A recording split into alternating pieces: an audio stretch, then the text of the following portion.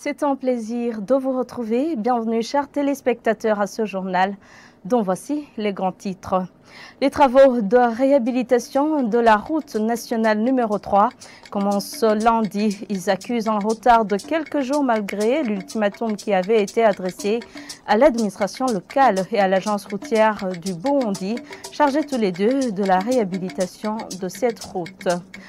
Réduire la consommation des produits importés est possible. L'Agence pour le développement du Burundi, ADB en sigle, inventorie actuellement les industries de production locale afin d'assurer leur promotion.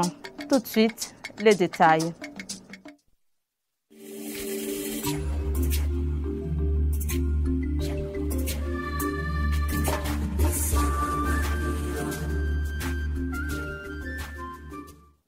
Bienvenue encore une fois. Commémoration ce samedi du 27e anniversaire du massacre des étudiants Hutus de l'Université du Burundi, commis plutôt dans ces différents campus. Selon l'ambassadeur général-major Joseph Nkurunziza, président du comité exécutif de l'association des rescapés Zirikana UB 95, il demande que la justice soit faite et que les auteurs soient punis. Suivez-le. Il y a d'autres étapes qui doivent être faites, notamment la connaissance de la vérité sur ce qui s'est passé à l'Université du Burundi, dans les campus. C'est-à-dire connaître les victimes, connaître les boulots et aussi connaître les mobiles de cette tuerie.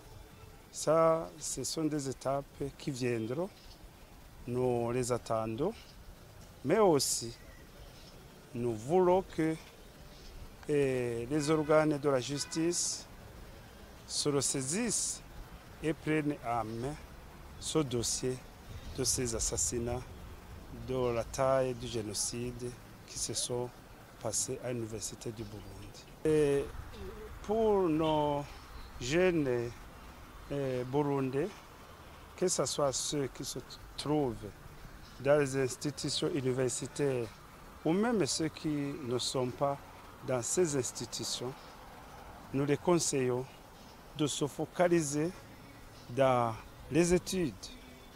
Et ils cherchent le savoir, ils cherchent les connaissances à l'université. Les parents ne les envoient pas à l'université ou dans d'autres institutions de l'éducation pour aller s'entretuer.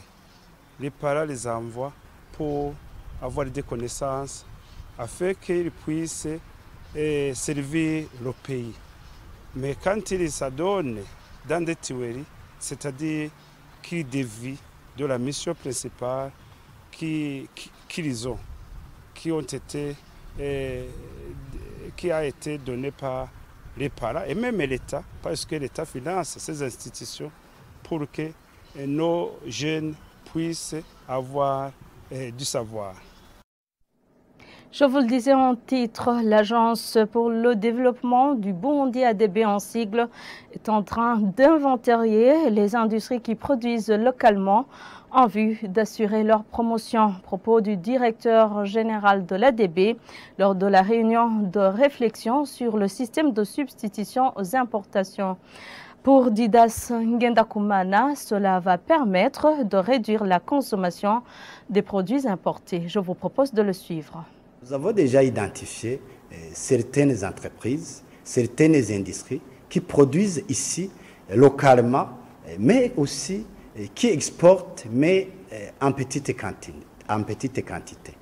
Premièrement, nous sommes en train d'échanger avec ces industriels.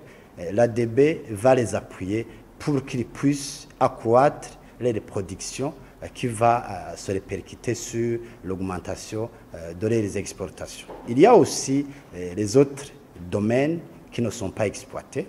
Il y a des études qui sont en cours et l'ADB est disposée à appuyer tous ces industriels, tous ces investisseurs qui sont en train d'explorer ces opportunités d'investissement afin de pouvoir les accompagner dès la production, la transformation, l'exportation, jusqu'à ce que les produits importés diminuent progressivement et soient remplacés par les produits qui sont produits ici localement. La Société financière internationale IFC, en sigle, est prête à appuyer les coopératives et les petites et moyennes entreprises du secteur agricole au Burundi pour une augmentation de la productivité. Annonce faite par Sergio Pimenta, vice-président de cette société ce vendredi. C'était lors de la clôture de sa visite de 4 jours au Burundi. Il ajoute qu'il travaille en étroite collaboration avec la Banque mondiale. Suivez-le. Je vois de grandes opportunités dans divers secteurs, notamment dans le secteur agricole. Le Burundi a une capacité de production agricole qui permettrait la transformation de certains produits, la création de valeur au niveau local. Ceci créerait des emplois de qualité. Alors nous pouvons le soutenir, une approche que nous appelons une approche de soutien au niveau de la chaîne de valeur. Donc nous regardons une chaîne de valeur et nous identifions à travers la chaîne de valeur quelles sont les différentes interventions qui peuvent être faites. En général, vous savez, une chaîne de valeur commence par des fermiers, des producteurs agricoles qui ont besoin d'intrants, qui ont besoin d'engrais, qui ont besoin souvent également de conseils techniques, comment améliorer leur productivité, etc. Donc nous avons des équipes qui font du conseil d'assistance technique qui peuvent aider les fermiers et les agriculteurs à ce niveau-là. Ensuite, vous avez en général une entreprise qui soit transforme, soit collecte, soit commercialise les produits. En général, ce sont eux qui ont la capacité de toucher un grand nombre de fermiers, travaillant souvent avec des coopératives, donc nous pouvons également travailler avec des coopératives. Et à ce niveau-là, il y a souvent besoin d'investissement pour transformer des produits, pour des questions de logistique et autres. Et donc nous pouvons fournir du financement à ce niveau-là. Nous pouvons financer les différentes parties de la chaîne de valeur, mais également des produits d'assistance technique pour améliorer le fonctionnement de la chaîne de valeur, en identifiant où sont les points de blocage et en essayant de les débloquer avec d'autres partenaires. Le deuxième secteur que nous avons identifié comme un des secteurs que nous pouvons soutenir, où je vois également des opportunités, est tout le secteur des PME, des petites et moyennes entreprises. Et pour cela, nous travaillerons sur la question de l'inclusion financière et travaillerons avec les institutions financières, avec des banques, pour développer des produits qui permettront à ces petites et moyennes entreprises d'avoir accès au financement. Je suis content que nous ayons pu faire ce travail conjointement avec la Banque mondiale. À la page sécurité, les responsables des bars, des restaurants et hôtels sont recommandés à renforcer la sécurité plutôt sur leur lieu de travail. Renova Sindaïhebura, administrateur plutôt de cette commune, l'a ordonné ce jeudi lors d'une réunion avec ses responsables après le constat des vols répétitifs sur les lieux. Suivez-le. Sur la question en rapport avec la sécurité, on leur a demandé de renforcer la sécurité dans leur lieu de travail par l'installation du personnel des sociétés de gardiennage pour que les personnes qui fréquentent ces lieux ne puissent pas s'inquiéter du vol ou d'autres méfaits qui sont perpétrés par les malfaiteurs. Également, on leur a demandé d'instaurer un système de collecte d'informations et de renseignements qui sont toujours donnés aux administratifs à la base, aux parrains de police qui sont dans tous les quartiers pour prévenir toute réunion ou tout rassemblement qui viserait à faire du mal au quartier où on a constaté ces derniers jours des vols dans les ménages sur la voie publique pendant la nuit. Le constat est que ces personnes se rassemblent dans des bars pendant les heures avancées. Donc on a voulu interpeller ces responsables de ces bars et restaurants d'essayer d'identifier toutes les personnes qui passent dans leur lieu de travail pour renseigner à temps au cas où ils voient que certains qui sont dans leur dans leurs bars ou dans les restaurants ou dans les hôtels sont des personnes qui sont suspectées. On les a demandé, ceux qui ont des moyens suffisants, d'installer les caméras de surveillance et la sécurisation de leur lieu afin d'éviter les vols répétitifs qui s'observent souvent dans les bars, dans les restaurants et dans les hôtels. Également, on leur a demandé d'installer des lampadaires autour de leur lieu de travail pour que ces lieux puissent être éclairés, surtout pendant la nuit.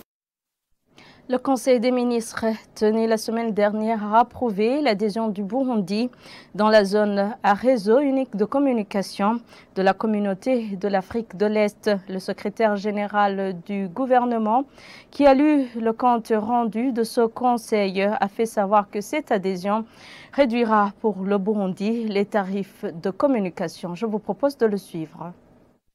Reconnaissant que les charges roaming sont trop élevés pour le commerce et ont un impact sur l'intégration régionale et sur les tarifs des biens et services au sein de la sous-région, les chefs d'État de la région est-africaine ont arrêté des mesures concrètes afin de réduire les coûts du roaming pour les citoyens à travers une initiative baptisée One Network Area, zone à réseau unique de communication, dont la date limite de mise en œuvre était fixée à la fin de l'année 2014. Lors des autres réunions qui ont suivi, le Burundi s'est engagé à implémenter le cadre roaming de la communauté est-africaine au plus tard le 30 juin 2022. Il convient de souligner que parmi les membres de la communauté est-africaine, seul le Burundi n'a pas encore adhéré à ce projet, ainsi que la République démocratique du Congo, qui vient d'intégrer cette communauté très récemment. L'intérêt de mettre en œuvre le cadre roaming de la communauté est-africaine sera important pour les citoyens burundais confrontés au coût élevé du roaming en général et du roaming régional en particulier. En intégrant le réseau unique de la communauté est-africaine, la communication deviendra plus facile et augmentera le trafic permettant une augmentation des taxes irrelatives.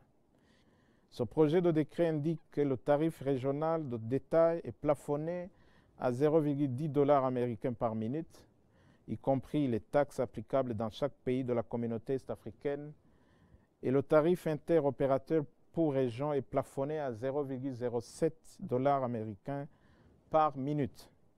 Après échange et débat, le projet a été adopté moyennant quelques retouches.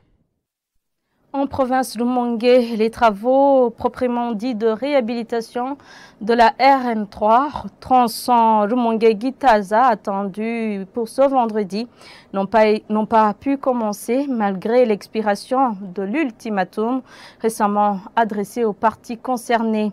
L'administration locale de Rumongue dit avoir déjà accompli sa mission.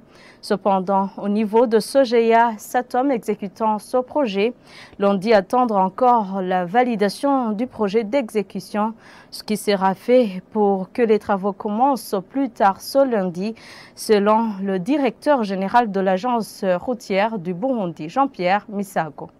Au point kilométrique 70 sur la colline Ngayamba, par où ces travaux de réhabilitation de la route nationale numéro 3, tronçon Rumongue-Gitaza, devront commencer. 2 bulldozers et une pelle excavatrice de l'entreprise Sogeya Satom ayant gagné ce marché, ils sont garés depuis ce mercredi. Mais ils n'étaient pas en action ce vendredi matin malgré l'expiration ce jeudi de l'ultimatum d'une semaine donné aux concernés par le Premier ministre burundais pour tout mettre en œuvre afin que ces travaux proprement dits puissent commencer. Consolateur Nitunga, gouverneur de la province de Rumongue, dit que du côté administration, tout a été fait et si ces travaux n'ont pas commencé ce vendredi matin comme prévu, c'est à demander ailleurs. Du côté de l'entreprise Sogeya Satom, l'on a informé l'agence routière du Burundi ce vendredi même qu'elle attend toujours la validation du projet d'exécution selon Régis Mawenayo,